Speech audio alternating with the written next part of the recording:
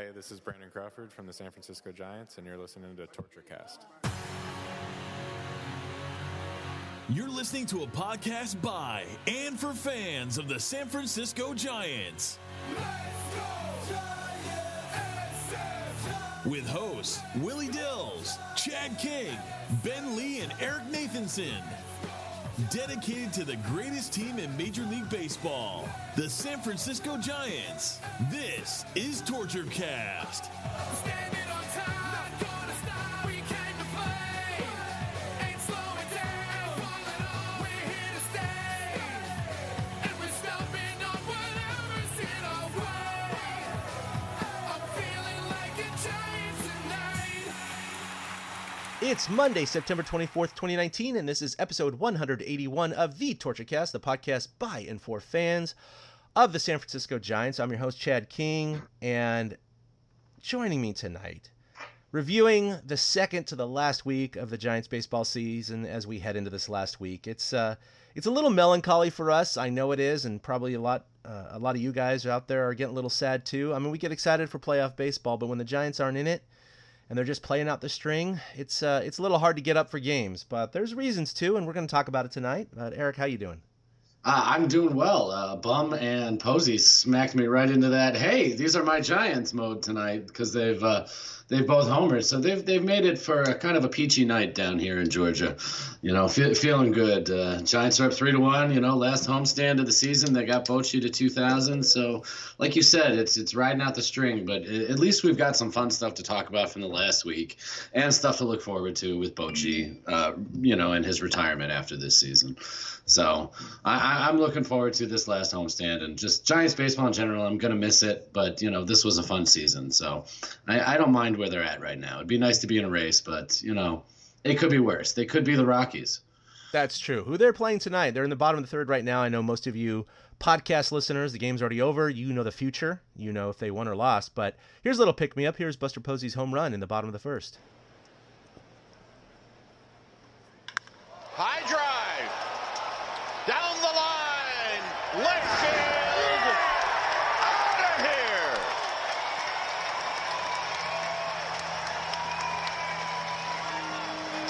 Buster Posey, number 7, and the Giants take the lead.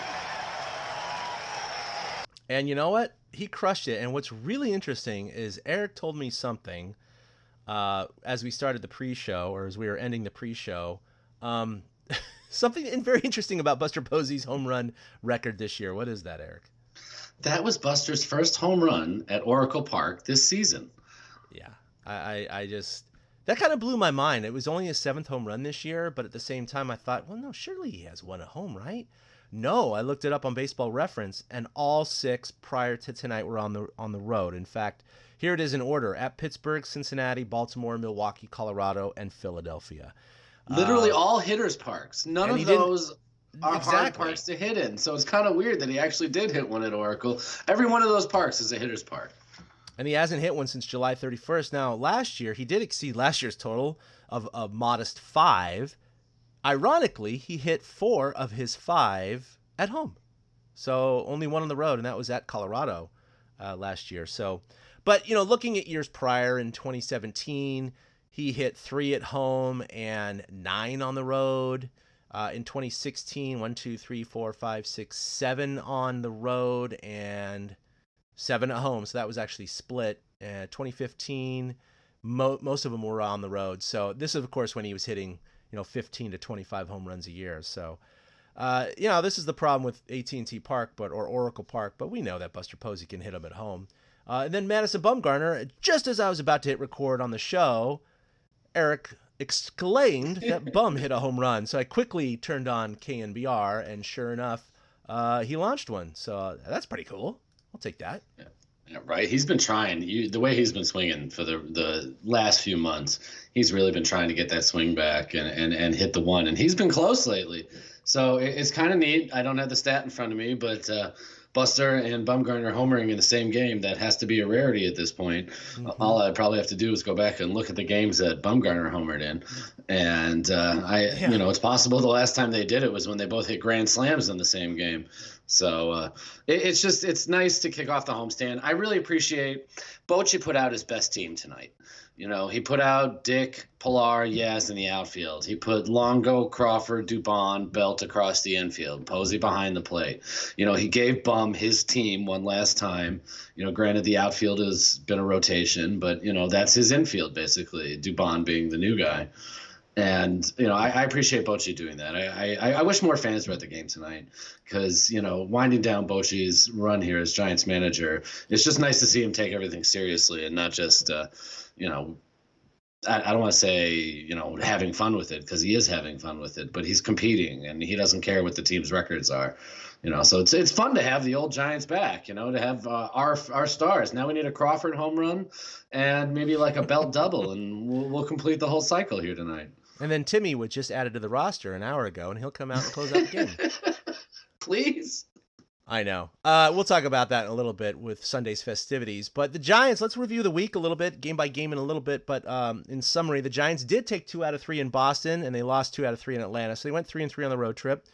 So, like you just said, they finished above 500 on the road at 42-39, and I think that's pretty incredible because really only the playoff teams have winning road records. If it wasn't for the Giants' futility at home, the Giants would absolutely be a playoff team this year. So it's very frustrating because Oracle, or formerly known as AT&T, or Pac-Bell, or whatever you want to call it, has typically and historically been to their advantage. And this year and a couple years past, it just has not. It's been their Achilles heel. And we've talked about this. We don't need to get in the weeds about how it's getting into their minds and the home run problems and all that stuff like that. But, I just wish if they had the typical home field advantage. Playing above 500 on the road is spectacular for any team to do. And you cannot say the Giants stink. I mean, I know Dodger fans say, the Giants stink. Yeah, Dodgers are better. There's no question about it.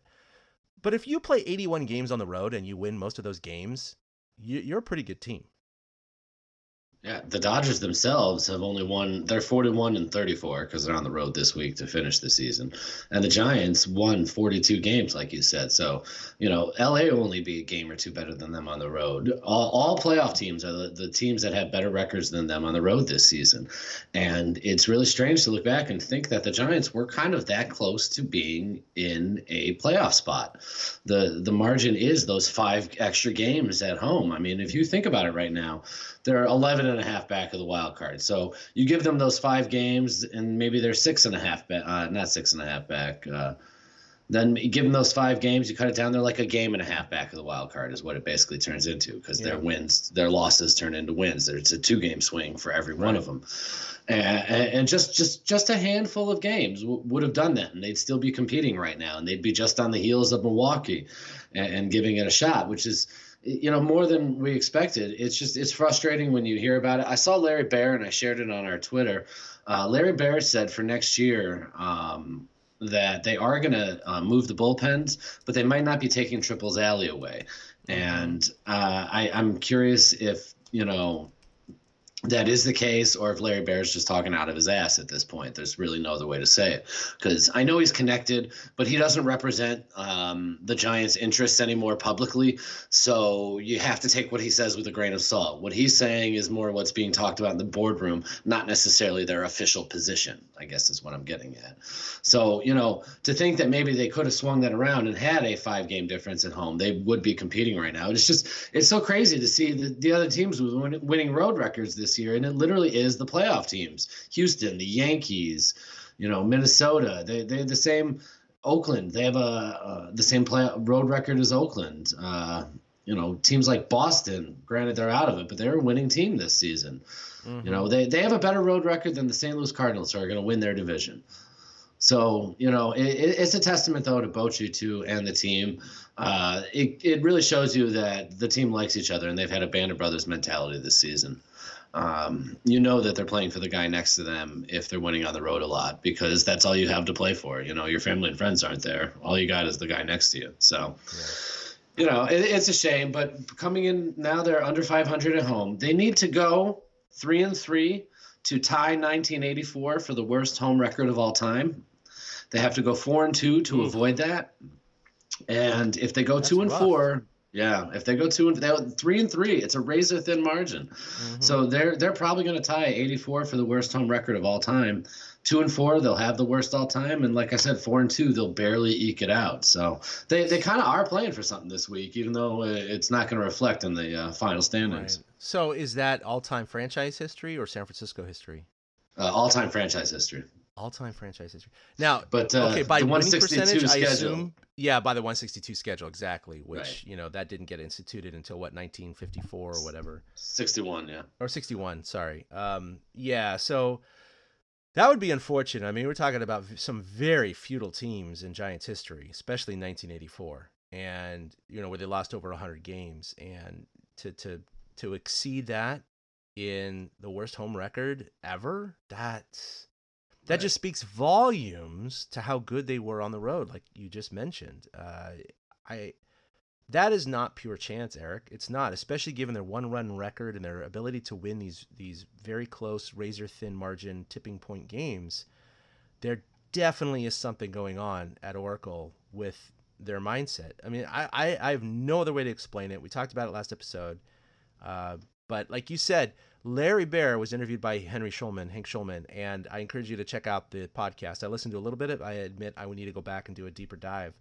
But he was on KMBR today summarizing that podcast and conversation with Larry Baer. It's one of the few times he spoke publicly since he's come back from his suspension from baseball. And he's done some personal things, and he's done a lot of counseling to try and be a better person. We can kind of gloss over all of that. But when it comes to the actual park, he was asked, hey, look, is there going to be changes to the dimensions next year? Well, there's been so much backlash, not as much about Triples Alley, because that's kind of a home park thing. But as far as the league is concerned, they really want to get rid of those bullpens down the sidelines. And it's hurt the Giants before. It's hurt other players. It definitely hurt a couple players this year. It's a safety thing, and a lot of the players don't like it. And I understand. I personally, as a fan, like not having nets down the side and like having bullpens down the foul lines. That's if I filled the stands. If Chad King was in every seat of the stands. And I have to take into account and exclude my selfishness because as a fan, I sit there with a glove. I pay attention to the game. I wait for those foul balls. I love watching the bullpen warm up. The pitchers warm. You're 10 feet away from the guy warming up or 10 feet away from the catcher. You're hearing that pop. You're hearing the whiz of the ball. There's that visceral experience that I remember as a kid and all the way through up till now as an adult that I can never forget. And to have that removed is unfortunate. And granted, yes, there are stadiums you can go sit in the center field bleachers and get a little bit of that because you're somewhat close to the bullpen, but it's not the same as sitting in a second row 10 feet in front of, Tim Lincecum warming up before a game or, anyone who's going to come in and close, who's throwing heat. It's just, I remember watching Brian Wilson warm up, and it was a joy to watch him warm up. I mean, he's not even playing the game. It was fun to watch him practice. I mean, like, what the heck? But anyway, long story short, Larry Baer said those are probably gone next year. Now, the obvious conclusion is they're going to wall off Triples Alley and put the pens there. He said, no, that's not going to happen. I'm paraphrasing. I know I haven't heard the whole thing. But essentially, Hank said, no. He's basically said there's going to be some minor tweaks at Triples Alley. But ownership loves triples so much, they don't want to drastically change Triples Alley. So it didn't sound like there was going to be enough room for bullpen mounds out there. And I myself, I think I'm going to do this for a TortureCast article. I'm going to go into Google Earth or my ArcGIS. I do a lot of GIS or geography for my job, so I know how to do this mapping stuff, is to foot for foot take the bullpen mounds and extract them and try to place them in Triples Alley and see what kind of dimensions you have to play with to close it off. Like, what's the minimal distance you have to close off Triples Alley if that's where you wanted to put them? And this is, of course, like not extending the brick wall out into the walkway, right? Other architectural changes, engineering changes that have to take place. Because I'm sure that in itself would be way too expensive. They're not going to move out the wall or move out the walkway. Not a huge brick wall like that. They'd shift around those other walls. They can shift seats. They can shift interior walls. They're not shifting exterior walls. So anyway, play with those dimensions. I think it would be a fun exercise to say, hey, how crazy can we get with some of our ideas? Can we put the bullpen mound across the street at Momo's and have them walk across the street. How about put them where the little mini park used to be by the glove? Put them in the glove. I don't know, or the bottle. Have them slide down the slide like the Milwaukee Brewers mascot, and then come into the game. Big slide down the stands. I don't know. Put them on the other side of the cove. Well, yeah, I think from floating pens. There, floating right? pens in McCovey Put a barge Cove. out there. I think from I didn't listen to the whole thing, but from Bear, what I'm gathering is that Giants garden might be gone, and center field might be the place that they look to do this. They might shift the dimensions a little by bringing the wall in. I think the green wall that goes across center field to the bricks. Mm-hmm. I can see them bringing that in slightly. But they, like you said, they seem enamored with Triples Alley. So that's the best place I can see. Wrigley, I grew up going to Wrigley. So like you, I grew up, I used to sit, watch players warm up. That's where I got Mike Bielecki's autograph, was in the bullpen. Bielecki, yeah. It was a thing, and as a kid, you could watch them warm up. But for safety's sake, it's got to get out of the way. One of my best baseball memories is watching Pedro Martinez at a White Sox game in the bullpen. The bar was right over the bullpen, and I could stand there and watch him, and I could just hear that. Yeah, I love hearing that. Oh, my God. And, I don't want that taken away. So if they do move the bullpens out there, I hope they don't pull a Cubs where they put them underneath, and the only way they can be seen is when they dance for a homer. I hope they put them out there like Philly and all those things. I could see stacking them, something like that. Maybe tiering them in center field where the Giants garden is a possibility. You just can't go high enough to impede the batter's eye. So you have stuff to play with your program. That was asked. So Tom Tolbert and company asked Hank today that precise question. What about the garden?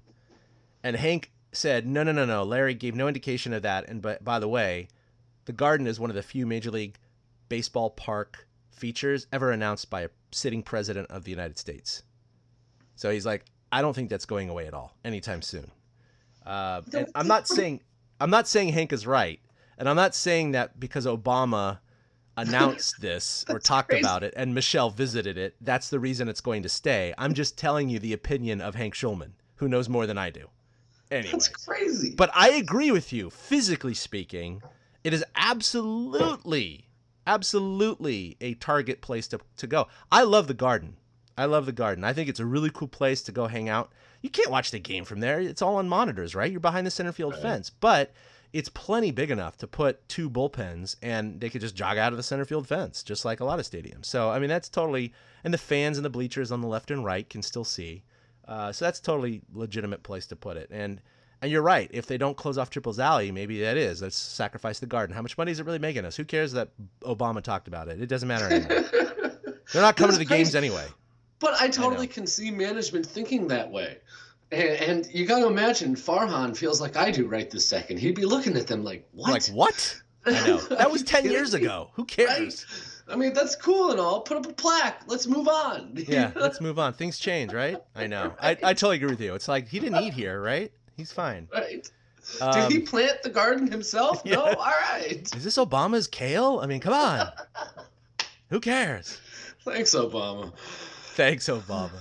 So yeah. Anyway, wow, worst home record potentially if they don't go 3-3 or better. 3-3. No, 3-3 ties it. And so they got a 4-2 to beat it. They got to have a winning record just to avoid it. That is awful. They're not helping themselves tonight. They're tied 3-3 after Ian Desmond hit one to the garden. Oh no! I was about to check. Oh, and speaking of the garden, he hit homer to the garden, huh? Yes, right as we were talking about, I swear to you, a ball landed in the garden. It was very, very amusing. There it is, 3-3. The Rockies have 4 hits. The Giants have 2 solo. Shouldn't say 2 solo shots. Posey hit a 2-run home run. All right, so it's 3-3 in the middle of the 4th inning. So Bumgarner, we'll talk about him a little bit. He has been struggling, I'd say, a little bit down the stretch. It's kind of unfortunate. I thought he was going to finish the season strong, and it's not been going that way because he had a really good stretch from really the end of June, definitely July and into August. And since then, he's kind of tanked. At this point, he's actually threatening finishing the season with an ERA above 4. That's not good. So anyway. But he is back over 200 innings for the first time since what was this, 19? So since 2016. Yeah, no, he's back on the horse, which is good. So the Giants are 75-81, 6 games under 500. Of course, this week they were officially eliminated from postseason contention, but we knew that for the last 2 weeks. Bochy did make it to 2,000, thank God.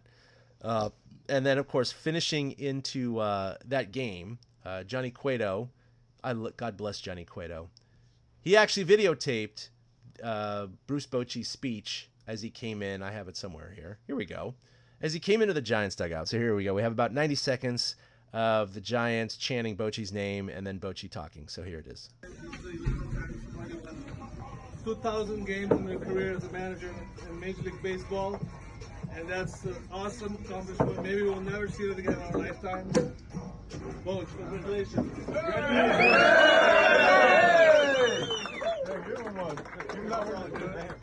The whole bottle.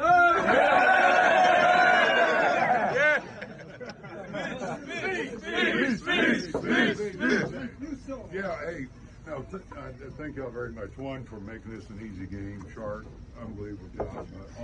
Yes, Shark. You know, it's a number, and I don't know what the number means. I think a couple things. I've been blessed that I've been doing this as long as I've been doing it, but it's a number that all of you are part of. Trust me, I'm writing it back to you guys. You know, I look at the support from ownership, front office, but you know, the players, his coaching staff, you know, Brett and his team. I can't thank you guys enough, and hopefully, when y'all look at this number, you know you're part of it because you are. It's what that number is. So it doesn't happen without you guys. Again, thank y'all so much, man. This means a lot to me, and you know, I'm not going to get emotional here, but it's not what was on my mind. I swear to you, this year it was more us getting there, and for you guys to do what you did in July and get back in this thing, for this to happen, I can't thank you enough. Thank you. All right. So, nice humble speech by Bruce Bochy. That's the man he is. I know he said he wasn't thinking about 2000 all year. He obviously knew about it and probably wanted it, but you know, he's definitely not the type to stand up with a base saying I am the greatest. So a really cool speech by Bochy. Yeah, you notice he turned it around on the guys halfway through. He's like, "You're all a part of it," and that's just how Bochy is. It was, you know, you're right. He's a liar if he says he wasn't thinking about it. But to be fair to him, he knew that if these guys got in the race, he would get there. So I think that was more what in the back of his mind. Like he said to himself, okay, if the pieces fall into place, then they can fall into place. Let's try to get this. And if we don't get that, at least I'll have this. And he does. He's the 11th manager in the history of Major League Baseball to win 2,000 games and all 10 ahead of him, including one who's in the booth right now, Joe Torre. All 10 ahead of them are in the Hall of Fame. So he clinched number 2,000 on the second game of the series against Boston, in which they won. They also won game 1, 7-6. And now this was a really, really tough game. Oh, you know what? I should go back. I should talk about this real quick. We were talking about, we're going to do the week review in just a second. I got ahead of myself. So first of all, when they finished the Atlanta series, they flew home, and everybody on the flight, including the press and friends and family and everyone who was associated, they all got 8 1/8 sized caps with the number 15 on the front. No matter how small their head was, everybody got the same size hat as Bruce Bochy, 8 8. It was awesome. So there were people saying everyone looked like bobbleheads because they were walking around and the hats were just like shaking back and forth. It was great. And they all got T-shirts saying thanks, Boch, with that iconic graphic they've been using where he's tipping his cap. And it was really cool. So there was great shots in front of the plane, the Delta plane out of Atlanta, of Bochy in his, you know, casual business clothes, surrounded by everyone, players, managers, coaches, personnel, everybody in those T-shirts and hats. So it was really cool. They had the fire trucks fire the water cannons on their departure, and so it was a really cool sight. I mean, this guy really is beloved by not just Giants fans and Giants staff and Giants players, but, you know, really most of baseball loves this guy. He is not a controversial guy. He's not one you could easily hate.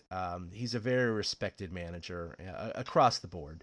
And so it's really, really cool because I admit when he was hired in 2007, after Felipe Alou left, I had my doubts because, you know, he was a longtime Padre. And why the hell did the Giants hire this guy? What the hell is he going to do?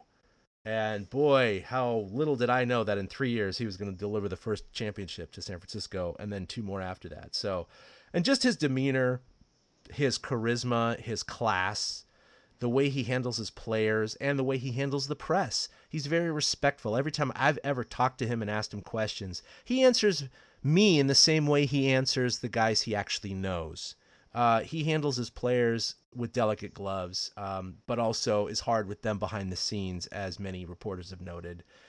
He really is, in my opinion, one of the most perfect managers that there could be. And in this era of analytics and a little bit of Billy Ball, which of course has been around for almost 20 years now, he does still use analytics, and he's using it more and more in his day-to-day life, but he's still one of the prototypical old-school managers who's still open to analytics. But he's a dying breed, and I don't think we're going to see a manager like him ever again, donning the black and orange. Yeah, there was a story that came out last week about how Madison Bumgarner late in games will sidle up next to Bochy. And because Bumgarner reads swings really well, Bochy will talk to Bumgarner about who he thinks is a good fit for that situation, which one of the Giants pinch hitters might fare the best against the pitcher who's out there throwing. And those are the kinds of things that analytics can't necessarily tell you. That just comes from the feel of being a ball player and knowing that he trusts somebody like Bumgarner. And the joke that Bochy made was, if I go with Bumgarner's move and, he's right, that's fantastic. And if he's wrong, at least I can blame him, So just to have the wherewithal to do that, I don't think that kind of thing happens as often. I don't necessarily see in many other dugouts players going up and hanging out with their manager. I watch a lot of Cubs games, and I do see it in Chicago, but I don't see it in Milwaukee. I don't see it in St. Louis. I don't see it in San Diego. Well, San Diego doesn't matter. He's been fired. I don't see it in Colorado, and he might be fired. You don't see things like that, and it shows you that Bochy connects with these guys on a different level than just being a boss. He's that perfect blend of father figure management type where he's going to chew your ass out, but you can go to him if you've got something going on. And even if I'm talking personal life, baseball life, something going on, I'm sure that these guys have all felt like they can go to Bochy. And, it's really been his team. As much as the Giants have had talent, they're not like, the Dodgers or the Astros of recent years, the Yankees of recent years. They're not laden with a ton of talent. And a guy like Bochy makes a difference in that case. Casey Stengel used to be called a push-button manager because when he won all his titles with the Yankees, all he had to do was plug in all the holes with all those superstars, and they'd go off and win. Bochy could never be accused of being the same thing. God, no. He is a push-button manager in the sense that he manipulates the buttons to do what he wants them to do. And I feel like just about every other week where he's showing a game, we'll talk about Tuesday's game in a minute. Another example of Bochy, he used the rules to his advantage and used the pitching matchups that he wanted to use, and he didn't care what anybody had, to say about it. And he stayed true to him and was willing to learn. And, I'm just grateful as a Giants fan that he was our manager. I don't think they win 3 titles without him. I don't think they win even 1 title without him, to be honest with you. No, I agree. 2012 may have been their most talented year, but who knows if Buster and Bumgarner would be playing the same way in 2012 for a guy like Don Mattingly as opposed to a guy like Bruce Bochy. So well, I think that's the irony of it is, and we'll gush over Bochy certainly after the season review because he'll be done as manager, and it's really going to hit us, I think, at that point emotionally. But I think you're right. I think 2012, no doubt, was their most talented team of the 3 teams, but it was also the most adversarial run they've had and the most improbable run they had. Yeah. Despite the 7th game of the Royals World Series, obviously that in a microcosm was insane, but they weren't down by 5 runs. They weren't down in the series like 3-1. It was just a tough back and forth matchup, and Madison Bumgarner shut them down, and it was an epic game. 2012, they were down twice, 2-0 to Cincinnati. By the way, going back to Cincinnati for 3, they lost the first 2 games at home when they were flipped at the time. It's totally different now. It's 2-2-1, but back then it was 2-3. So the Giants or the Reds had the advantage, so that they started in San Francisco. They lost the first 2 games at home. I guess this is kind of a microcosm of 2019, by the way. They go back, Yeah, it is. and they win 3 in a row in Cincinnati, and then of course they're down 3-1 to St. Louis, and same thing, they win 3 in a row and do that thing. So of course they swept the Tigers, whom they were just dreaded underdogs. Like Only all of that. mean, everyone picked the Tigers. Like no one picked the Giants, and they swept them. We don't matter. Not only all that, they had to fade a Melky Cabrera suspension in early August after the trade deadline. Melky Cabrera got suspended for the rest of the season for performance-enhancing drugs. And the team had to pull together at that point, and that's when they went on their run. So It was like adversity is what they thrived on that year. But I'm not sure, and this is probably what you're getting at, any other manager, they're not going to do those things. They're not going to come back like that. Not only the run after Melky's suspension, but then, being down 2-0, which, of course, the Reverend helped with that. But, Bruce was definitely a part of that inspirational thing. And then, of course, Cincinnati or the St. Louis series. I mean, everything just worked out so well. I agree with you. I don't think they win one. I don't think they win one World Series if they had a different manager heading into every playoffs. Even if you could replace Bochy. Bochy gets him to the playoffs. You replace him with Joe Torre. You replace him with, Casey Stengel. You replace him, I don't think they win all 3 for sure. And maybe not even one. Because he just pulled the right strings every single time. So, all right, moving on. We were talking about the Garden, and this is actually a good tie-in before we get into the week in review. And a cool shout-out, by the way, to Eric in a second. We've been working with a company called Sports Hosts, and they're actually really, really cool.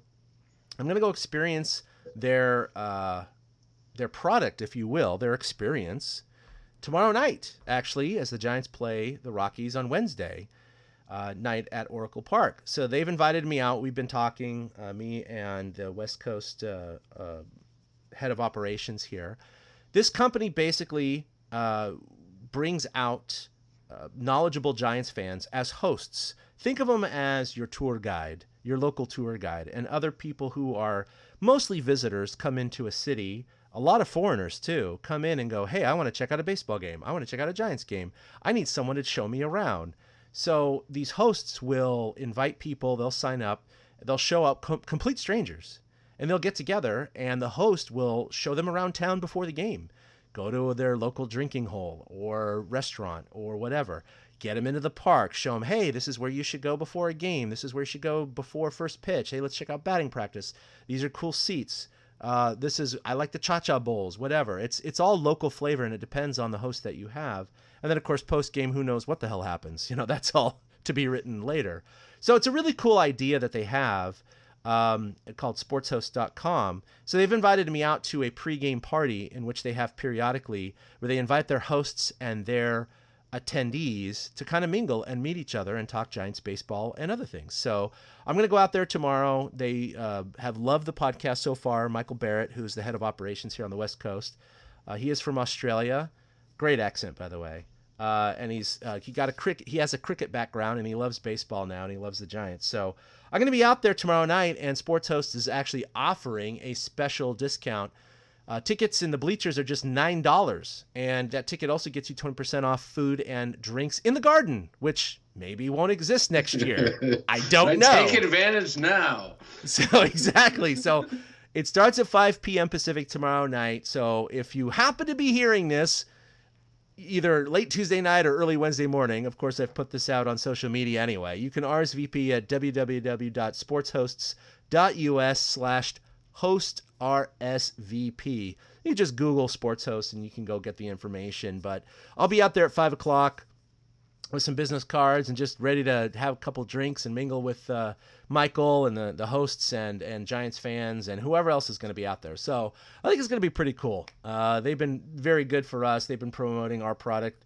We're promoting theirs. And I do think it's a very novel idea to get people who some are very familiar with the sport of baseball and are just visiting from other cities and would love a host to show them around. I mean, I know I myself, when I visited, Boston or other cities, I've had friends oftentimes who lived in those cities pick me up and show me around the park and show me the local haunts and eats and everything like that. The only difference is that, yeah, this is a stranger, but they're willing to show you around, so they have that kind of motivation. And I think you could get a lot out of that, as opposed to just showing up by yourself at Oracle Park for the first time going, I have no idea where to go. So I think it's a really, really cool idea. So check them out. Anyway. As somebody who traveled to Oracle for my first time a few years back, I didn't know where to go. The difference was, though, I had a press pass, so I could go anywhere I wanted. That's right. And I could just figure it out on my own. It's plus $9 tickets. I'm telling you, I'm watching the game tonight. There's nobody in the bleachers. No, that's the problem, right? I mean, obviously oh, by the way, Sports Hosts has an official partnership with the San Francisco Giants. So, this is not like an outside third party trying to get in. They actually absolutely have an ironclad agreement with the Giants. So the Giants are actually promoting Sports Hosts from inside the park. Yeah, the Sport Hosts tweet promoting our thing tomorrow was liked by the Giants Twitter account. So they are that's all new. That's fantastic. Yeah. That's good to know. Right, so they are an official partner, and shout out to Sport Hosts for making us their official podcast of the San Francisco Giants. They did. They made us their official podcast, which is really, really cool. So we're like 3 degrees of Kevin Bacon away from the Giants. But we're not official podcast of the Giants. We like to think we are, but we're not. I will be there. Still will not take my call. I'll be there tomorrow night in capacity of being and mingling at this party, but I also have press credentials tomorrow night. So I think it's going to depend on how the night goes. I'm going to try and get there early enough to conduct some pregame interviews if possible, attend BP. I really want to hear Bochy's pregame presser one last time, because this will be my last game that I attend this year. So I really am doing that for mostly personal reasons, but certainly to bring that information to you. But I'll be bouncing probably back and forth, the press box and that, and then certainly covering the game afterwards. So look for any kind of nuggets that I will be delivering tomorrow night and post-game. Now, we had a great shout-out by the Sports Hosts, and San Francisco Giants liked their tweet. Holy crap, Eric. A couple of days ago, I saw this, and I was like, really? And that's awesome. So why don't you talk about what happened with you and Hunter Pence? I'm going to turn us into buddies. I was watching a Rangers game. I had music going, and Hunter flashed on the screen. So I waved at him because I can't help it. I love Hunter Pence. You love Hunter Pence. Giants fans love Hunter Pence. I don't care that I'm a 40-year-old man. I can say that. And Hunter was on the screen, and I waved at him. So got me thinking, and I tweeted, does anybody else wave at the screen when Hunter Pence comes on the broadcast? And I put a little gif of a kid waving, looking all sheepish. And I woke up the next morning, and Hunter had replied with a Forrest Gump waving from Lieutenant Dan's shrimp boat with a hi back to me. And that was so cool. It was so unexpected. So I'm going to turn us into waving buddies. I figure give it another day or two. I'm going to wave back at him and see if we can get this thing going where Hunter and I just wave to each other every now and then. And he becomes my waving buddy. Because he is actually one of the players I've met, was nice and all that. But, I love Hunter. And Hunter's always interacting with fans and stuff like that on the Twitters. And it was fun that he totally got the vein of what I was saying. And he came back with his own fun. Hi, I see you. I thought that was so cool because I've had the chance to interview Hunter 3 or 4 times, and I've talked to him about video games, puppies, baseball, of course, amongst other things. He is a man of many disciplines, and that's why I love the guy, because baseball is his passion. And if you haven't seen the Pence Effect or the Hunter Effect, what is it called on Fox Sports? I can't remember. The Pence Method? The Pence Method. Yeah, maybe that's it. I watched it. It's about 30, 35 minutes or whatever, and it profiles his transformation after he was released. Not released, but, he was a free agent, and he went down to play fall ball and all that with the Toros, and then getting signed by the Rangers and making the team, and then, eventually making the All-Star team. It's a great video. I highly encourage you guys, just Google the Pence Method. Yeah, it's on YouTube. Yeah, it's fun. It's a fun watch, and you just really get a good sense of the man that he is. And even though baseball is his life, it's not 100% of his life.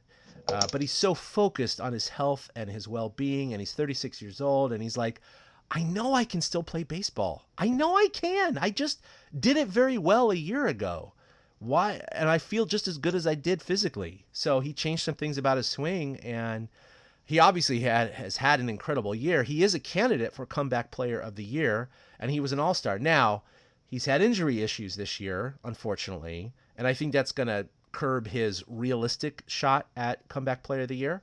But that said, what he's accomplished this year exceeded anyone's expectations. Anyone and everyone, except for maybe him and his wife, Alexis. Honestly, I'm the biggest Hunter Pence fan there is. I had no idea this was in him. I mean, did you?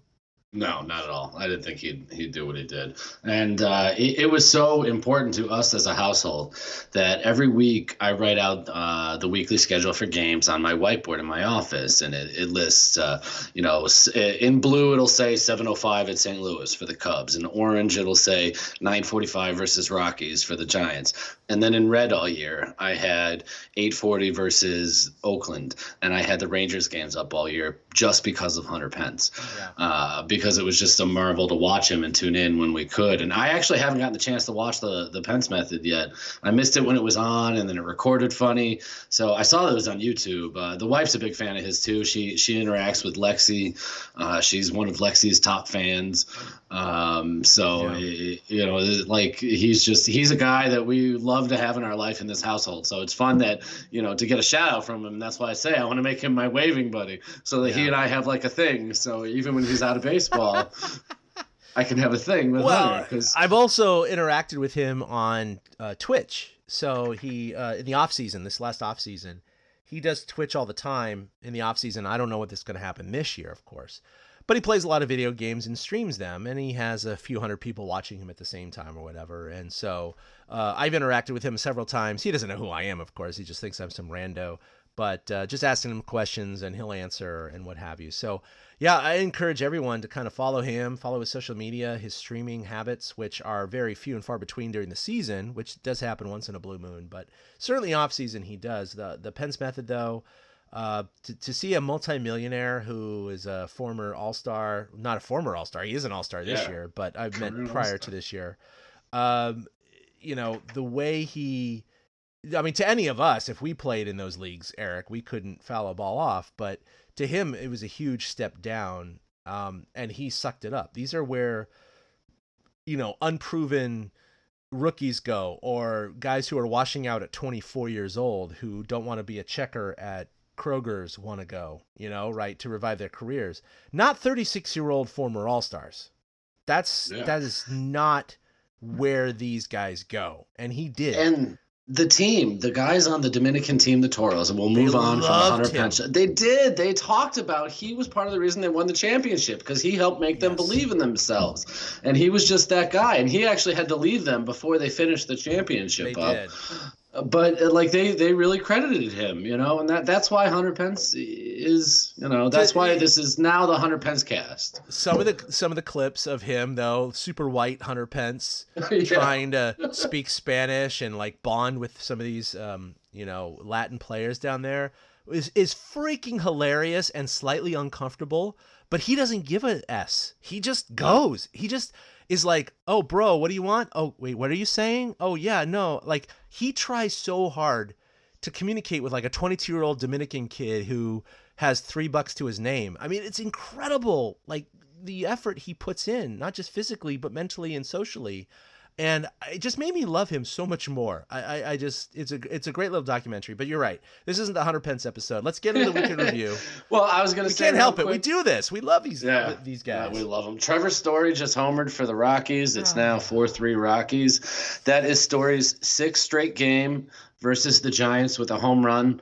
Is a major league record. No other player has hit a home run against one team in 6 straight games. So at least they're losing with for a limited time. Oh, that's a commercial. Never mind.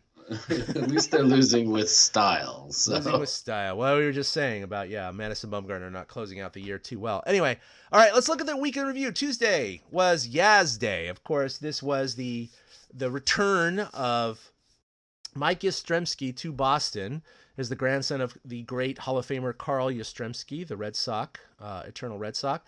Now, this is a game that was very, very interesting. The Giants actually were up in this game 5-1, much thanks to, of course, this play that happened with, I mean, to be honest, Eric, let's think about this. We have 3 games with Mike Yastrzemski at Fenway Park. He's sitting on home run number 19. What are the chances he's going to hit home run number 20 in the very first game with his grandfather watching? I didn't expect it. Game. Leading off for the Giants, the left fielder, number 5, Mike Yastrzemski. And what a thrill for this young guy. See if Yastrzemski gets a fastball here that he can hit. He does. High into center field.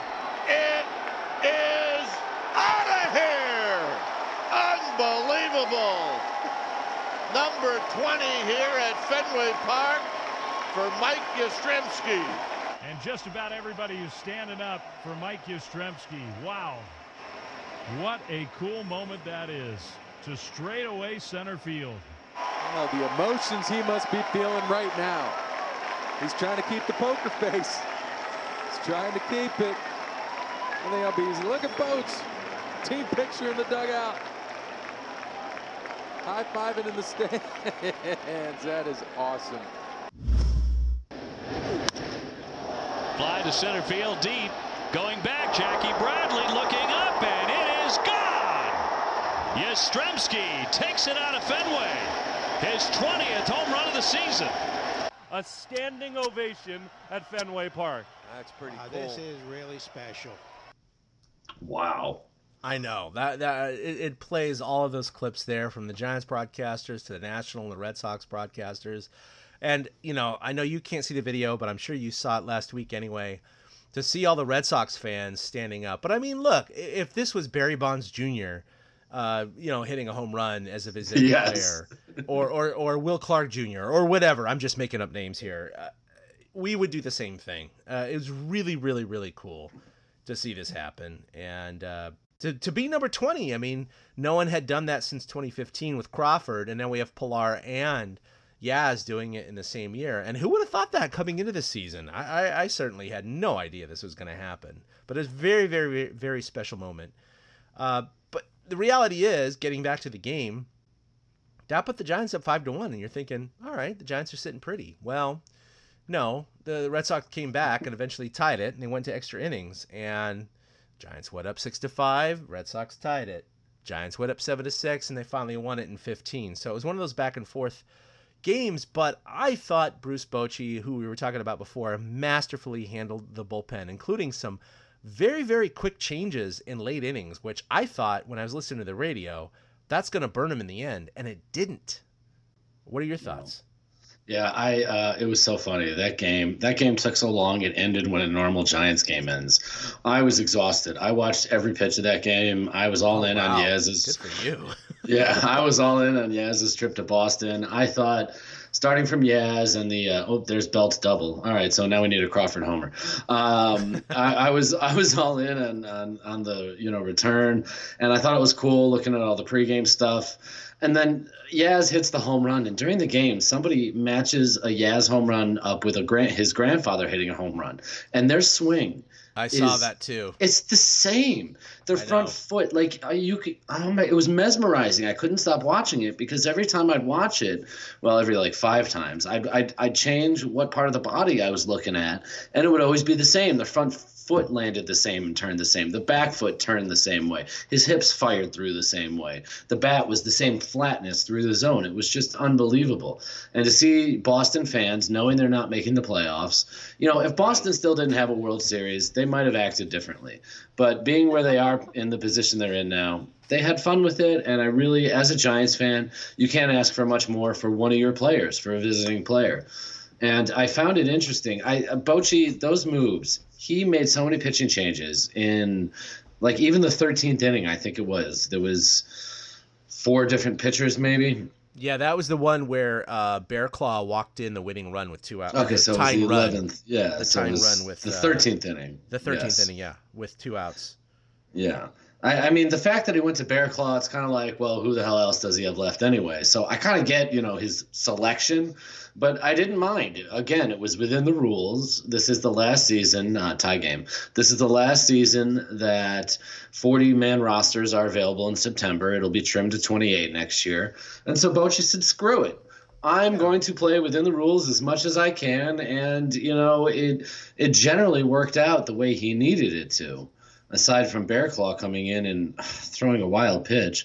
But, he went to Derek Rodriguez, who, again, how cool is it? The son of a Hall of Famer was on the mound when the grandson of a Hall of Famer, for that game. That's how it ended with Yastrzemski and Rodriguez out there, which is really kind of cool. And Bochy, it was another chance for Bochy to show how good Bochy is. And like I said, I watched the entire game, and it was with the way the Giants are playing in extra innings this year, even though they blew the lead, I never felt like, oh my God, they're going to lose it here. I never was worried that they were going to give up the home run to lose it or the double to lose it. I don't know why. And I think Bochy's why, and it helped make Yaz Day pretty special that they won. I agree. In fact, when they went to the Giants went up and they had the bases loaded with 2 outs, I actually thought the Red Sox are actually going to tie this, but they're not going to win it because now I didn't know if the Giants were going to win it later, but I just thought, okay, they're just going to extend this out, and whoever's going to lose is going to be really upset because they have to go another couple innings. Yep. And that's what happened. Of course, the Giants did end up proving victorious. D-Rod closed it out. He did allow a couple runners on in the 15th, and it was a laser beam, by the way, to second base. Yeah. It easily could have tied or won the game if it went in the gap. So it was definitely a nail biter, but they won 7-6 with Yaz's great heroics there. So, and of course, it was a Dickerson sacrifice fly in the 15th that proved to be the difference. So Wednesday, that was the game that Bochy won his 2000th. It was an easy win, as you heard in those highlights. He thanked Shark to make it easy. It was 11-3, so it was a blowout. It's crazy, as you put it here. Shark was great, 6 innings pitched, 1 run, and then of course Franco coming in makes the what? I guess that's supposed to be MLB. 64, right? Yeah, MLB. Yes. No, he makes his MLB to close out the year, but it's 64th player to be used by the Giants, which is an NL record. What the heck? But you previewed this last week. In fact, the notes literally say when Franco makes his appearance, his debut, it'll be the record. Yeah, I thought it was going to be the major league record, but apparently the Mariners have set that this year at 67. So the Giants have the National League record. Yeah. And Anderson Franco is a neat little story. He's a guy who's been in the minors for 8 years. Right. So to think, and I actually tweeted this out, and Anderson Franco, I've learned, is a name searcher because he liked this tweet. I even tweeted out, it's kind of cool when you think about it.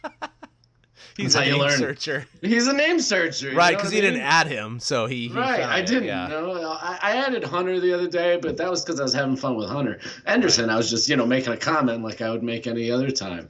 Sure. And it's kind of neat to think that Anderson's going to be the last player to ever make his debut under Bochy. There's no new players coming in, if anybody gets hurt. So Anderson is the last player to make his debut under Bochy. Yeah. And he closed out his 2000th win. And I think it was cool. I thought the speech you played, I love, like I said, how Bochy turned it back around on them. The Giants put out about a 1-minute video on Facebook and Twitter and all the places where they also had the speech. And it was really funny because you could see Buster Posey in the background of the speech.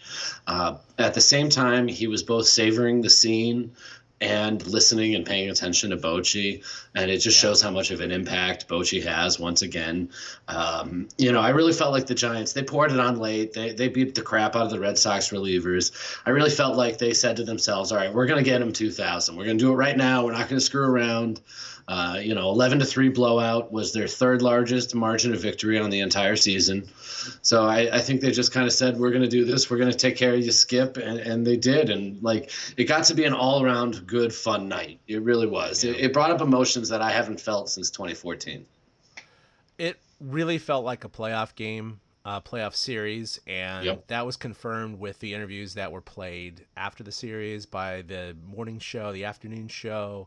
Hank Schulman, everyone who was there completely agreed. It felt like a playoff series, even though the Red Sox and the Giants were out of it. It was all the pomp and circumstance around Bochy's 2000th, around Yastrzemski's return. It's Fenway Park, for God's sakes. I mean, it's like it's the oldest park now in the major leagues. It was a nice serendipitous confluence of factors coming in. I mean, granted, I think most Giants fans would have loved for Bochy to have won number 2000 at home, but that didn't happen. It's kind of cool that it happened at Fenway Park, Dodger Stadium would have been cool too because it's in the enemy's territory, but at the same time, it's better than like San Diego or Milwaukee or, the Mets. Or Atlanta. Yeah, no, there's something cool about that because it was the connection to the oldest park, to just the history of baseball, to Yaz, to everyone. I thought it was very appropriate if it couldn't be at home. So, and you know what? It's also fitting because the Giants won all 3 World Series on the road as well, and I think that's pretty cool. True, I didn't even think about that. Yeah, they never could win it at home. All right, so Wednesday, of course, they won their 2000th. Thursday, they lost 5-4. It was a late rally that fell short. Bum was not too sharp. He allowed 5 runs in the first 2 innings. The bullpen did great after that, but nothing happened. But hey, look, they took 2 out of 3 in Boston. And Boston's a winning team, so that wasn't anything to shake a stick at. They fly to Atlanta on Friday, and they just fell on their faces. Tyler Beede gave up 6 earned runs in 6 innings. No offense whatsoever. They lost 6-0. Saturday, they lost again 8-1, and I'm thinking now, I'm like, oh God, they've lost 3 in a row, 5-4, 6-0, 8-1. They've lost 14-1 to Atlanta so far. The Giants, despite that, actually out-hit the Braves 7-5, and the Braves had 2 errors, and the Giants had none. If you were to hide the runs column and just look at hits and errors, and you saw 7-5 in the favor of the Giants and 0-2 in favor of the Giants, you'd think, oh, the Giants probably won that game. They lost 8-1. It wasn't like 2-1 or 3-2 or 5-3. It was 8-1. How the hell did that happen, Eric? Even a hungover Braves team is better than this Giants team. Seriously, that was insane how that, the other stats are so wonky compared to the final score. But the reality was Johnny Cueto, who was just fantastic in his first 2 starts. 10 innings, no runs, 4 hits. Just solid Cueto. We're thinking, oh my God, 2020, Cy Young, here we go. He lost his control. He just was all over the board. He walked 5 in his 4 innings pitched, was charged with 4 earned runs, D-Rod and Coonrod. I had to write that, D-Rod and Coonrod. They were charged with the other 4, 2 each. But here's how Johnny Cueto's second inning went, in which he gave up his 4 runs. Walk, ground out, walk, double, ground out, walk, double, 4 runs. Boom. That's it. Walk, yeah. All 3 walks scored, and the double, of course, scored. So, I mean, he admitted his control was not there. So, it was just a control issue. It wasn't that he got hit hard. They only had 5 hits in 9 innings, and they scored 8 runs. That's crazy. And they had no errors, too. When you look at that, you go, 8 runs on 5 hits. Oh, how many errors did they have? 0? How did they score that? It was. They took advantage of opportunities. They did. That's That's what Friday and Saturday were. It was a team, a much better baseball team, exerting itself on honestly a weaker opponent. Yeah. And the Giants, they got schooled. They absolutely did. But they bounced back on Sunday, though. Well, and the Braves clinched the NL East with that win on Friday, that 6-0 win, which. It's not a big deal when the Braves win and the Giants are there. Right. It's like, whatever. It's their home park that we knew they were going to win. It's better than the Dodgers if they had clinched at Oracle a couple of weeks ago. And then Sunday, like you mentioned. So I'm thinking, okay, they got Beede going Friday. They got Cueto going Saturday. I'm thinking, okay, they should win one of those. They lose both of those. And they got Logan Webb, the rookie, going on Sunday for the sweep. And I'm like, oh, it's over. But you know what I didn't consider was the postseason hangover in the sense of, and I'm not trying to take anything away from Logan Webb, but I should have recognized that it's very often where a team is clinched the next day, they come out flat because they're like, whatever. But they clinched Friday and they still beat Cueto on Saturday. That's why I thought the Cueto game would be the game they won. That's true. That's a good point. So I wouldn't say Logan Webb was fantastic. But the Braves did look like they were good to get out of there. It was not. It was not That's their the best vibe I effort. got. Yeah, 6 innings for Logan Webb, 2 hits, 2 walks, 1 run. Smith got his 34th save. Longo went 2 for 5 with 2 ribbies. Yaz was 2 for 4. Joey Rickard was 2 for 4 with 2 RBI. And it was Bochy's 2001st win after 3 losses in a row. So Bochy's going like, all right, can I get 2001 here? Just like saying here. But yeah, they went 3-3 on the road trip, so not too bad. And right now they are tied, as I understand it, still 4-4, I believe. Yeah. Yeah, 4-4, top of the 6th, with 1 out and a runner on first, and Madison Bumgarner still pitching. And this is where I was concerned. It's like he came into this game with a 3.8 ERA. It's an out 3.93. If he allows a run here, it might be approaching 4. He won't double play. Oh, thank you. You're a little ahead of my MLB app. That's weird. I'm in Georgia. Well, yeah, internet stuff. Yeah, that's technology, science. Now it says outs, parentheses. Yeah. It was Doobie. I love watching Doobie turn a double play. It's so pretty. He has a 3.92 ERA now after that double play. I assume he's got 88 pitches. Who's due up? I don't think that matters, though. I think it's the middle of the order. It's like 6 or 7 right now. I think Crawford might be coming to the plate, but I don't think that'll matter. I think Bum will get to hit as long as he wants tonight and on Sunday. Especially since he has a home run tonight, right? So I think absolutely. He'll go at least 1 more inning. He'll go 7 innings or whatever. So anyway, point being, Sunday will be his last start against the Dodgers to close out the season. And that, of course, we talked about it last week. They adjusted the rotation, so he could close out the season with Bochy. I don't know. It's going to be interesting to see if that, hopefully he finishes the season at an ERA below 4. He can get under 4, though. He's got the chance, though. He does. If he throws a few shutout innings, he definitely has the chance. For sure. All right, so let's talk about the MLB playoff race. Clinched in the National League so far, we have in the West the Dodgers, in the East the Braves, and the Cards clinched a playoff spot, but they lead the Brewers by 3 games. So it looks like the Cards are going to be the favorite to win the Central. In the NL wild card, the Nats clinched at least the second wild card tonight. They clinched a playoff spot, essentially. And the Brewers are just behind them. Your wife's Cubs, what the hell happened to them? They wish they could win 1-run games like the Giants, because they lost 4 games to the Cardinals, each by 1 run.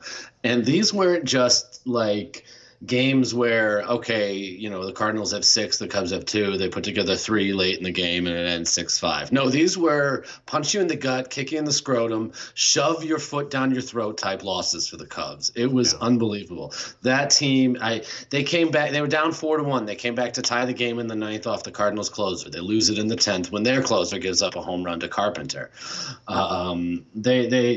It was just, that's the only one I can think of off the top of my head, but it was constantly that kind of thing. The Cubs are done. They are absolutely out of it. They're eliminated, obviously, from the Central, and 1 more loss or 1 more Milwaukee victory, and they'll be eliminated. Milwaukee is basically 1 Diamondbacks and Cubs loss or 1 Milwaukee victory away from clinching the other NL wild card spot, which is just crazy after Yelich went down. They've gone on a tear. They're like 11-4 or 12-4 now since Yelich went down. No, it's crazy to see Milwaukee's response after Yelich's injury, because they said the earliest he would be back, hypothetically, would be the World Series. So the fact that they've responded and just won like crazy after he went down is insane. So it's almost guaranteed now that it's going to be the Nats and the Brewers. It doesn't matter who's home, to be honest. I mean, it's 1 game, right? I mean, one game. It's like the Giants have done that twice on the road, and they've won both in 2014 and 2016. So the Giants have been there, and Madison Bumgarner pitched both games, and they won both in New York and in Pittsburgh. So I'm not going to put any credence into either one, so I don't care. But the fact of the matter is the Nats or the Brewers are going to be facing the Dodgers. Yeah. And I personally, despite the Brewers' hot streak, I personally hope for the Nats. What do you think? I agree. I think the Nats are the best chance to get LA out in the first round. And I think Atlanta might be the best chance to get them out in the second round. But, I mean, that's discounting St. Louis. And I've learned over the past couple weeks to not discount St. Louis. My good Dodger friend from CrossFit. And if you look at the stats, it's absolutely solid. He does not want to face the Cardinals. The Cardinals are the Dodgers' Achilles heel. So I totally am fine with that. But prior to that, let's just have the Nats or the Brewers beat them. That would be great. Let's stop this whole going to the World Series thing and going to 5 or 7 games. I don't want to live with that. I can't live with the Dodgers winning a World Series. I didn't expect the Nats or the Brewers to be in this position. Well, you're right about that. Yeah, months ago I might have expected the Brewers, but not the Nats. The Nats didn't start off this season so well. There was talk about Davey Martinez losing his job, and they're going to win 90 games and probably host the wild card. And they have their own hurdle to get over. They've never won a first-round series. They've been in the first round, I want to say, 4 times, and they've lost every one of those series. Yeah. So they've never gotten over like that the hump. A's. Right, so they're going to be answering questions like that leading up to it if they, get into it, But I can get behind the Nats. I can get behind the Brewers. I can even get behind the Cards as much as I hate the Cards. Whoever's going to win. I'm with you. I don't care. I don't have to do the chop, but if the chop beats them, that's fine. Yeah. By the way, after 87, the Giants love the Cardinals in the playoffs. So clinching in the AL. You have the Yankees in the East, the Astros in the Central, and the Twins have a 4-game lead on the Indians with 6 to play. That was prior to the play tonight. So let's just assume the Twins are winning the Central because that's almost mathematically impossible. Yeah, 2 is their magic number. Yeah. So in the AL wild card, the A's lead the Lays, lead the Rays. That'd be awesome. Wow. Sounds like a horrible Chinese kung fu flick there. The A's lead the Rays by 1.5 games. The Indians are a half game back of the Rays. So that's really the only race that's going on right now, Eric. I mean, it's going to be most likely the A's in the 1 or 2 seed. So it really comes down to the Indians or the Rays in the number 2 seed, probably. But other than that, I don't think there's any, surprises coming. Just one of those 3 teams is going to be out, and that's about it. Yeah, these races suck this year, to be honest. They do. The wild card, is the only thing keeping races alive. Thankfully, in the National League, if we still had 1 wild card, they would be fighting for that 1 wild card. But here in the American League, Oakland has a 1.5 game lead on Tampa. And if Oakland wins tonight, that becomes a 2-game lead for them to get home field for it. And they're up 2-0 right now and threatening. So Oakland, Tampa, Cleveland, I guess, is the race here. And I mean, Minnesota, who knew they would be so well? 97 wins. I didn't think they would be that good. They got a young manager, Rocco Baldelli's younger than I am. He's in his late 30s. I didn't expect that kind of a immediate pop from the lineup. I mean, they set the Major League record for home runs in a season. They have 5 guys who've hit over 30 home runs. It's ridiculous. And they're not even the best team in the American League. But there's no race. There's no real race. Boston's 81 and 75. If they were over in the National League, they'd be in the middle of a race right now. Yeah. But because the American League sucks at the bottom with, Seattle, Toronto, Kansas City, Baltimore, Detroit, the top half feeds off that. And so that's why we have 93, 95. I mean, the wild card teams are going to have 96, 97 wins in the American League. Yeah, there's 3 American League teams with 100 losses. I mean, that's awful. It's ridiculous. I mean, and then of course only 1 in the National League, and that's all it's going to be. But American League, 3 teams, and of course Kansas City could lose up to 99 or 98. So, hypothetically speaking, but it's rough. But we've had some incredible races in the past. I was watching MLB.com and MLB Channel. They had the whole countdown to they've been in existence for 10 years now, the MLB network. And they profiled their top 10 MLB finishes basically for the playoffs. Not into the playoffs, but the actual to the playoffs. The Giants were like number 4, and that was the Padres and Giants in 2010. Yeah, they came down because they were 5 games back with like 10 games to play, and they ended up tying the Padres, and of course won in the final game of the year. So they made number 4, which is really cool to see. Actually, I didn't know they were going to make it that high, but there was some crap that went down in the number 1, 2, and 3 that I totally forgot about. All the game 163s, all the double playoffs, like the wild card has definitely done some really cool stuff in the past. Don't get me wrong, as a baseball fan, but this year, yeah, it's a boring year. It's no one's fault, just the way the numbers line up. Yeah, it really is, and there's nothing you can do about that. Yeah. But, I don't have a horse in the American League. I expect the Astros and Yankees to meet in the ALCS, and they might have an epic 7-game series just like a couple of years ago before the Astros beat the Dodgers. Well, we lament that the Giants, when they won 103 games in 1993, didn't even make the playoffs, despite having the second best record in all of baseball. But that's because that was before the wild card, and the Braves, of course, had 104 wins and took that mantle. But this year, we already have Houston and New York Yankees at 102 wins. So unless they fall on their faces, they're going to have more than 103 wins this year. Both teams are going to have more than 103. And what's notable about that is that only one, if none of them, are making the World Series. So, I mean, to be honest, if I'm a Yankees or Astros fan and I don't make the World Series and I have 105 wins, 106 wins, I'm pretty pissed. Yeah. So, good competition in the American League. But like you said, that's a byproduct of the horrible teams at the very bottom. There's much more of a dichotomy, much more of a spread in wins. I mean, look at Detroit. 46 wins, Eric. 46. Houston and New York have 102. That's more than double. More than double. They have a 29.5% winning percentage. That's just 110 losses. Unbelievable. God, that's stupid bad. That's not losing one of every 3. That's losing one of every 4. They're almost there. I mean, winning one of every 4. Yeah. Yeah, almost there. Oh, my God. I know. So bad. So, the rich get richer, the poor get poor.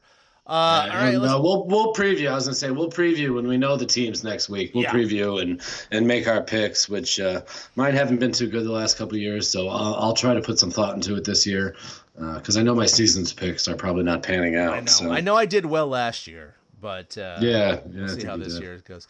So I love playoff baseball. Even when the Giants are in it, obviously when the Giants are in it, I take more Xanax and anti-anxiety meds. But when they're not in it, I get a little bit more enthralled from like a fantasy point of view. Kind of like, oh, I hope this team wins. And like, if they lose, it's not eviscerating. It's not demoralizing. I don't want to curl up in a ball and cry myself to sleep. It's different, but exhilarating in the same way. So let's talk about who's hot in the last week. Yeah, let's rip through who's hot and who's not real quick here. Excuse me. Over the last week, I got to tell you, it was hard to find who's hot. Despite them going 3-3 on this road trip, the 3 guys that I have on the list are the only 3 guys that hit over 300.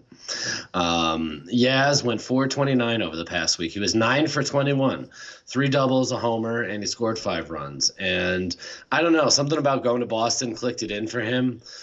Even when he pinch hit late in the 3rd game, first pitch, he stroked a single out to left field, and he seemed to have his like full-on good swing working again. So Yaz had a great week. The homer was the highlight of it all. Christian Adames, surprise, he went 6 for 12 this past week and drove in a couple runs, although all 6 hits were singles. He spelled Longo at 3rd for a game or 2, and I think he played second one of the games. Oh, sorry. Didn't mean to do that. Go ahead. That's all right. And Joey Rickard, I found it interesting that you mentioned Rickard in the Sunday game. Joey Rickard went 400 on this road trip. Yeah. He was 4 for 10 with a double and 2 RBIs. His double, I remember too, was in the middle of, I think, some run scoring in the Boston series. So, he stepped it up because other than that, the list, like I said, everybody hit like like 250 or worse. You know, I've got it on Who's Not. Doobie had his first rough go of it over the past week. He was 4 for 26 on the road trip, which was only 154. Austin Slater, he's also had a rough go of it lately. He was only 3 of 16 on the road trip, which makes out to 188. And Longo, despite chipping in, and he always seems to do this, even when Longo has a bad week, he'll have a game where he chips in some things. Right. And he did it again the other day. But he only was 4 for 20 on the road trip. He only hit 200. So the Giants were not tearing up the world while they were going 3 for 3. They looks like they averaged out mediocre. So there wasn't a lot to really pull off this week. Yeah, sorry about that sound. It was Bumgarner hitting his home run this game. I won't replay it right now. The Giants are still tied 4-4. So injuries, no injuries to report, no transactions this week, which is very unusual, but it is the end of the year, so not so unusual because we do have the expanded roster right now. Minor league report, we have Sacramento. We reported last week they won the PCL championship. They were going to go play Columbus in the National AAA Championship. And what's really funny about this whole thing is that it's not a best of 3 or best of 5 or best of 7. It's just one game. Yeah. Just one game. And I find that hilarious. I mean, it's like, it's a coin flip at that point. It's like, all right, sure, let's just flip a coin. Don't even play the game. Let's just flip a coin. You call it. I don't remember who started for Sacramento because it was only his second start for Sacramento all year. And they won on a shutout. And I read somewhere that they used to do a best of 5, but because the minor league season's so long and because some of these organizations want to get their guys to the fall league, they decided to just do the one game so that they didn't have to drag it out and they didn't have to worry about travel and all those extra stuff. So like you said, they flip a coin to win the national championship. Yeah, quote unquote. I mean, yeah, could you imagine the World Series, like the NL champ and the AL champ meeting in a neutral, quote unquote, neutral location and just playing one game for the World Series? I mean, that's just stupid. I mean, so, you know, even though Sacramento won 4-0, like you said, it was a guy's second start of the year. It's like that's never going to happen in real baseball. Half of their team was up with the Giants anyway. I mean, it's just like, you just kind of go, oh, okay, that's cool, I guess. You know, all right, whatever. Like, when I played in amateur ball and we won 2 championships, I actually think that's more impressive than what they did. Only because we stayed as a team the whole year, right? Like, we tried and we had a 3-game series for the championship and a 3-game series in the semifinals. It just seems like this is just let's just play a game and okay, everybody move on. Sacramento had 119 transactions this year.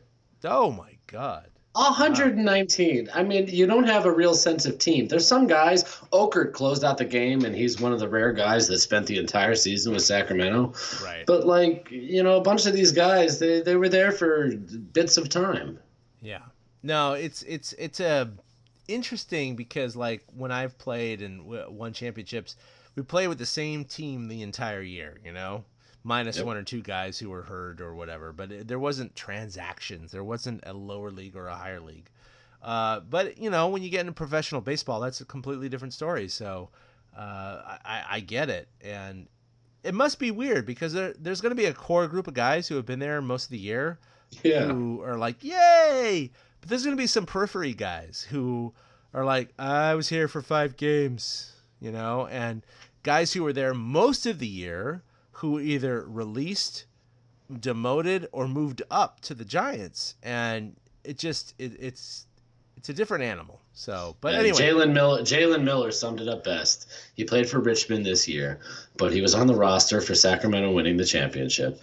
His Instagram post is of him holding the trophy with, you know, the beer and whatnot splashing around him, and his quote was, "When you don't participate in the group project, but you still get an A."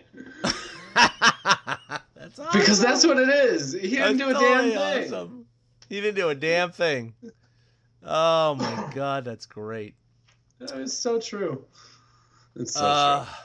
All right. So this week in Giants history, let's talk about actual championship teams that were together for a while. It's the last week of the season. As an aside, Bumgarner got through the 7th with no runs, so his ERA went down. This is the week of clinches. It's the last week of the season, and divisional play has only been around since 1969. So I thought I'd take a look at and quickly run through the dates and how the Giants clinched every single one of their division titles. It's really not that many. There's only 7 division titles that the Giants have had since divisional play started 50 years ago. Wow, I can't believe I just said that. 50 years ago. 1971, they won their first division title, but it took them till game 162, and they had to beat the Padres 5-1 on the final day of the season, and they beat the Dodgers by 1 game. 90-72 was their record in 1971, so that was not a strong year for the National League West. In 1987, the improbable 1987 team, they clinched on Monday, September 28th, game 156 of the season. They beat the Padres 5-4. It put them up 7 games on the Reds with 7 games up on the Reds with 6 to play. So it clinched the division. Don Robinson was the hero of the game. Dave Dravecky started for the Giants in that 1987 clincher. The Padres put together a rally in the 9th inning, but they were able to quell it when John Kruk, I did say it right, hit a fly out to Jeffrey Leonard, who caught at the warning track to end the game. And it's funny because in that game for the Padres, Dave Dravecky struck out one Bruce Bochy. No way. Yeah, in the Giants clinching game. Yeah, I thought that was a neat little nugget. Bruce Bochy. He's been around for Giants clinches for years. In 89, they didn't clinch till game 159. They actually didn't clinch on the field. The Giants were in Los Angeles, and the title was actually clinched when the Padres lost to the Reds in 13 innings. The Giants lost their game to L.A. that night, but they were up 5 with 5 to go, and they needed to win 1 of 2 or have the Padres lose 1 of 2, and they did. And the Giants ended up with a 92-70 record again, +3 over the Padres. Wow, a lot of 90 and 92 win seasons. It's like the Giants snuck in there in down years for the NL West. Thank God for our championships. 97, we all remember the Brian Johnson game, but they clinched against the Padres actually in a 6-1 victory on September 27th, 97, the second to last day of the season. JT Snow had a 2-run double, and Wilson Alvarez threw 7 shutout innings. Wilson Alvarez. Oh my God, blast from the past. Yeah, that was the white flag trade. And being from Chicago, that's what it was called, because the White Sox sent all their good players to the Giants, and they were only 3.5 back in their race. So they called it the white flag trade in Chicago, and it helped the Giants win the division. And that's as far as they got in 1997, eventually losing to the world champion Marlins. Yep. 2000, they opened up, what the hell was it called? Pac Bell Park. And this is their second to earliest clinch.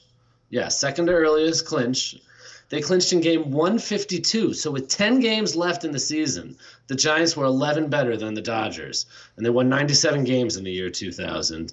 They beat the Diamondbacks 8-7. They clinched at home. Felipe Crespo single home Ellis Burks for the insurance run that ended up being the game winner.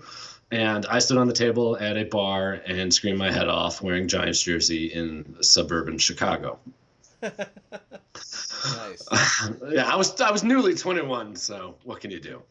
In 03, they clinched early as well, and I believe we've talked about 02, they were a wild card team. 03, which I think is the best Giants team of our generation. By far. They won 100 games. Yeah, they won 100 games. They were 15.5 games better than the Dodgers. They beat the Padres 8-3 to win the division. Galarraga smacked a 2-run homer. Grissom hit a 2-run homer.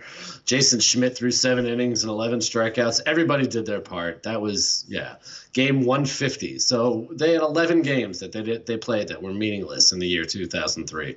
God, that was such a good team. Yeah. And then their most recent and final division title was I'm sorry, I'm missing one. They won in game 162, as you just referenced, in 2010. Yep. Right. And then last week, I think I talked about them clinching the division in 2012. And looking at the list that I have, I forgot about that one. So this is the week of clinches. So actually, it's eight division titles in 50 years for the Giants. Yeah. This is the week that they do it. Yeah, which is why it's surprising all these other teams we talked about clinched so early. All right, so this is the final homestand for the San Francisco Giants. They are playing 3 against Colorado right now. They're tied 4-4 in the 7th. Then they have 3 against LA, and that'll be Bruce Bochy's final game. So we'll talk about that next week in episode 182. As I noted before, I will be attending tomorrow night's game, as in the capacity of press, but also with sports hosts in terms of their party. So come on, join us. Have some fun. We'll have some shots of whiskey. We'll do whatever. I'll buy you a shot. We'll do whatever. I'm just saying. $9 bleacher tickets. Jump on it. Yeah, it's easy. $9 If I was there, bleacher I'd be tickets. there. I mean, seriously. I mean, I know Eric would be there, but he has to fly across country, so that's not going to happen. But check us out. We're the unofficial podcast of the San Francisco Giants. Hey, we're trying. All right. Okay, so that's going to do it for episode 181 of the Torchcast. You can follow us collectively at Torchcast. You can check out our podcasts and blog at torchcast.com, or follow us individually at ChadK21 for myself, at 2 Out Hits for Eric. That's with the number 2. Anything else, Eric, that you have? Just a note, Buster Posey and Bumgarner have now homered in 3 games. They've both homered in 3 games at the same time. It ties a major league record set by 3 other pitchers and catchers. Oh. So maybe next Sunday they can break that record. I just thought that was interesting. It came across as the game. It's still now 4-4 you've in put the bottom of the pressure 7th all on place. the battery, mate. They gotta. Maybe they can do it on Sunday against the Dodgers scrubs. All right, so maybe I'll ask them that tomorrow night. Yeah, right. Yeah, make sure. Yeah, no, make I'm sure. not. I'm not asking them that. This is, that's the problem. This is the time of the year where it's softball questions, right? It's not. Yeah. It's not hardcore questions. No, it's like, do you like chocolate or vanilla? Yeah, not going there. So anyway. Okay, so for Eric, this is Chad signing off for episode 181. We'll see you in the season review, episode 182 next Monday. Until then, a boom. A big thank you to everybody for listening to the Torturecast, the podcast by and for fans of the San Francisco Giants. Follow us on Twitter at Torturecast. You can also like us on Facebook or check out our blog at torturecast.com. I also want to say thank you to Ashcon and Bailey for letting us use their song Feeling Like a Giant for our intro. For Ben Lee and Chad King, my name is Willie Dills saying, we'll see you next time.